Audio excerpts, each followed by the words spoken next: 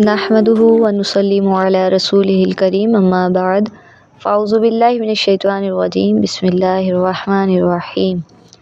تمام تعریفیں اللہ جل شانہ کے لیے ہیں جو تمام خوبیوں کا خالق ہے، مالک ہے، رازق ہے، میرا اور آپ کا پیدا کرنے والا ہے، مارنے والا ہے، پھر سے جلا دینے والا ہے۔ جو کچھ آسمانوں میں ہے اس کو بھی جانتا ہے اور جو کچھ زمین میں ہے اس سے بھی واقفیت رکھتا ہے، اور ہزارہا شکر اس پاک ذات کا جس نے آج پھر مجھے بتانے اور آپ کو سننے کی توفیق عطا فرمائی۔ میرا آج کا خوبصورت موضوع وہی موضوع جس کے بارے میں کل ہم ذکر کر رہے تھے، داستان اصحاب کہف، جو میں نے آج تکمیل تک لے جانا ہے۔ لیکن پہلے ہم اپنے سوالات کے سلسلے کو ساتھ لے کر چلتے ہیں۔ آج کے جو سوالات ہیں ان کے ساتھ چلتے ہیں بغیر کسی تاخیر کے۔ پہلا سوال یہ ہے کہ روزہ چھوڑنے والوں کا انجام کیا ہوگا؟ جو بلا عذر روزہ چھوڑ دیتے ہیں، بازار جانا ہے تو روزہ چھوڑ دیتے ہیں، کوئی کام کرنا ہے تو روزہ چھوڑ دیتے ہیں، کسی کے گھر دعوت ہے تو روزہ چھوڑ دیتے ہیں، کسی نے دعوت کی ہے تو روزہ چھوڑ دیتے ہیں، کسی کے گھر جانا ہے تو روزہ چھوڑ دیتے ہیں، گھر پہ گیسٹ آنے ہیں تو روزہ چھوڑ دیتے ہیں۔ لہٰذا جان بوجھ کر روزہ چھوڑنے والے کا کیا انجام ہے؟ رسول اللہ صلی اللہ علیہ وآلہ وسلم نے فرمایا کہ میں سو رہا تھا کہ خواب میں میرے پاس دو آدمی آئے اور مجھے ایسی جگہ لے جایا گیا کہ جہاں میں نے کچھ لوگوں کو الٹا لٹکا ہوا دیکھا جن کی بانچیں چیر دی گئی تھیں اور ان سے خون بہہ رہا تھا۔ میں نے پوچھا کہ یہ لوگ کون ہیں؟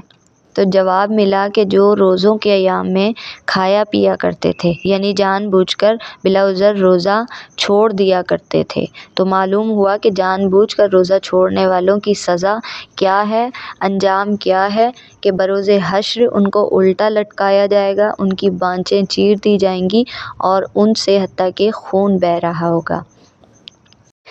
دوسرا سوال یہ ہے کہ روزے کی حالت میں عورت کو حیض آ جائے تو روزے کا کیا ہوگا؟ روزہ ٹوٹ جائے گا یا باقی رہے گا؟ دیکھیے، کچھ ایام ایسے ہوتے ہیں کہ جن پر اللہ کریم نے عورتوں کو ریلیکسیشن دی ہوئی ہوتی ہے کہ اس دوران وہ روزے نہ رکھیں، مگر ماہ رمضان المبارک کے بعد ان روزوں کو لوٹائیں، یعنی انہیں ادا کریں، ان کی قضا کریں، اور وہ حالت حیض ہے۔ بہت سی عورتیں ایسی ابھی بھی موجود ہیں جو اس بات کو مانتی ہیں، جو کچھ پہلے زمانے کے لوگ لا علمی میں کہا کرتے تھے کہ 12 بجے کے بعد اگر حیض آیا تو اب روزہ نہیں ٹوٹے گا، اور 12 سے پہلے اگر ایسا ہوا تو روزہ ٹوٹ جائے گا۔ مجھے ہنسی آتی ہے ان کی یہ لاجک سن کر، کیونکہ ایسا بالکل نہیں ہے۔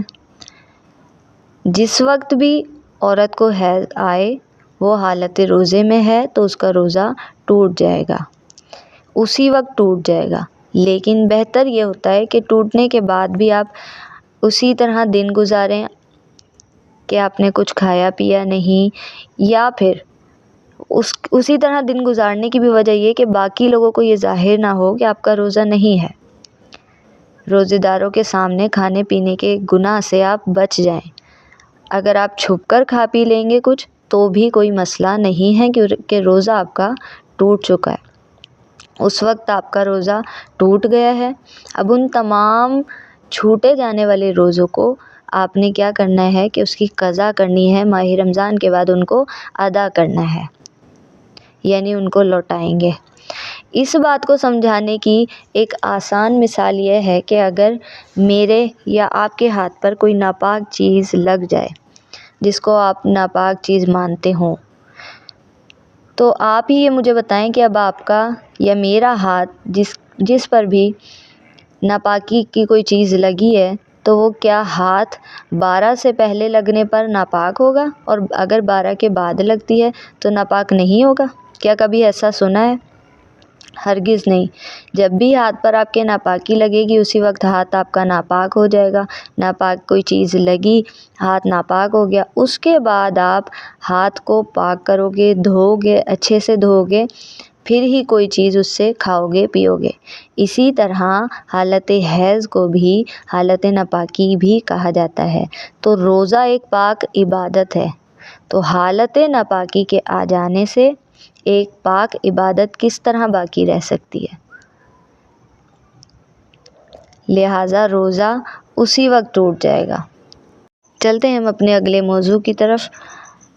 داستان اصحاب کہف جو کل ہم نے باقی چھوڑا تھا، آج اس کی تکمیل کرنی ہے۔ کل ہم نے کہاں تک ذکر کیا تھا کہ بادشاہ کے زمانے کا سکہ جب اصحاب کہف کے ساتھی دکاندار کے پاس لے کر گئے تو انہیں اس دکاندار کو شک ہوا اور اس نے کہا کہ اس کو کوئی پرانا خزانہ مل گیا ہے۔ دکاندار نے اس کو حکام کے سپرد کر دیا۔ حکام نے خزانے کے بارے میں پوچھا، حکام کو کہا گیا کہ مجھے کوئی خزانہ نہیں ملا، یہ میرا ہی سکہ ہے۔ حکام نے کہا کہ وہ بادشاہ کی حکومت کو برسوں گزر گئے، اگر یہ سکہ تمہارا ہے تو ان کے زمانے کے ہو، لیکن اگر ایسا ہے بھی تو تم ابھی تک جوان کیسے ہو؟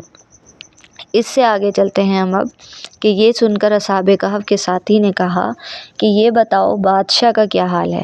حکام نے بتایا کہ آج اس زمانے پر اس نام کا کوئی بادشاہ نہیں ہے، سینکڑوں برس گزر گئے، اس سے پہلے اس نام کا ایک بے ایمان ظالم بادشاہ گزرا ہے جو بت پرست تھا۔ اصحاب کہف کے ساتھی نے کہا کہ ابھی کل ہی کی تو بات ہے، ہم اس سے اپنے ایمان کو جان بچا کر بھاگے ہیں، ہم نے اپنا ایمان اس سے بچایا ہے، کل کی ہی تو بات ہے۔ میرے ساتھی قریب ہی غار میں موجود ہیں، آپ لوگ میرے ساتھ چلو، آپ کو ان سے ملوا دیتا ہوں۔ حکام اور عمائدین شہر کی کثیر تعداد میں غار کے پاس پہنچے۔ اصحاب کہف نے اپنے ساتھی کا انتظار کر رہے تھے، لیکن جب ان کا ساتھی اور حکام عمائدین وہاں پہنچے، شور و غل ہوا تو انہوں نے یہ خیال کیا کہ ہمارے ساتھی کو لگتا ہے کہ ظالم بادشاہ نے پکڑ لیا ہے، ہمارے ساتھی کو اس بادشاہ نے پکڑ لیا ہے، اور اب یہ جو باہر شور ہو رہا ہے وہ اسی بادشاہ کے لوگ ہیں جو ہمیں پکڑنے آئے ہیں، ان کا شور ہو رہا ہے۔ یہ خیال کر کے اصحاب کہف بہت ہی اخلاص کے ساتھ ذکر و الہی اور توبہ و استغفار میں مشغول ہو گئے۔ حکام نے غار سے ایک صندوق برآمد کی کہ جس صندوق میں ایک تختی، جیسا کہ میں نے پہلے آپ کو ذکر کیا، یاد ہوگا کہ جو میں نے بتایا تھا کہ ایک بادشاہ کا آدمی جس کو یہ حکم دیا گیا تھا کہ وہ دیوار بنوا دے، تو وہ بہت ہی زیادہ نیک تھا، اس نے یہ تختی لکھوا کر پورا واقعہ، اصحاب کہف کی لوگوں کی تعداد لکھوا کر اس صندوق میں یہ تختی رکھوا دی تھی۔ یہ بھی اس میں لکھا تھا کہ یہ مومنوں کی جماعت اپنے دین کی حفاظت کے لیے قینوس بادشاہ کے خوف سے اس غار میں پناہ گزر ہوئی۔ حکام نے اپنے بادشاہ بیدروس کو اس واقعے کی تمام اطلاع دی۔ فوراً بادشاہ اپنے حکام و معاہدین کے ساتھ غار کے پاس پہنچا تو اصحاب کہف نے نکل کر بادشاہ سے معانقہ کیا اور اپنی سرگزشت یعنی اپنی گزری ہوئی تمام زندگی بیان کی، اور بادشاہ سجدے میں گر کر اللہ کا شکر ادا کرنے لگا کہ میں نے جو دعا مانگی تھی وہ قبول ہو گئی، کیونکہ اس کی قوم، اس کے لوگ یہ نہیں مان رہے تھے کہ مرنے کے بعد بھی اللہ تعالیٰ زندہ کر سکتا ہے کسی کو، اور قیامت پر بھی یقین نہیں کرتے تھے۔ تو اس نے دعا مانگی تھی کہ اللہ کریم کوئی نشانی دکھا کہ جس سے ان کو یقین آ جائے، تو وہ سجدے میں جھک گیا، اللہ کا شکر ادا کرنے لگا کہ میں نے جو دعا مانگی تھی قبول ہو گئی۔ اللہ تعالیٰ نے ایسی نشانی ظاہر کر دی جس سے وہ موت کے بعد زندہ اٹھنے کا ہر شخص کو یقین ہو گیا، اور اصحاب کہف بادشاہ کو دعائیں دینے لگے، اللہ تعالیٰ تیری بادشاہی کی حفاظت فرمائے، اب ہم تمہیں اللہ کے سپرد کرتے ہیں۔ اور پھر اصحاب کہف نے السلام علیکم کہا اور غار کے اندر چلے گئے اور سو گئے۔ اسی حال میں اللہ تعالیٰ نے ان کو وفات دی۔ بادشاہ نے لکڑی کا صندوق بنوا کر اصحاب کہف کی لاشوں کو اس میں رکھوا دیا، اور پھر بادشاہ نے غار کے منہ پر ایک مسجد بنوا دی، اور مسجد بنوانے کے بعد سالانہ ایک دن مقرر کر دیا کہ تمام شہر والے اس دن عید کی طرح زیارت کے لیے آیا کریں۔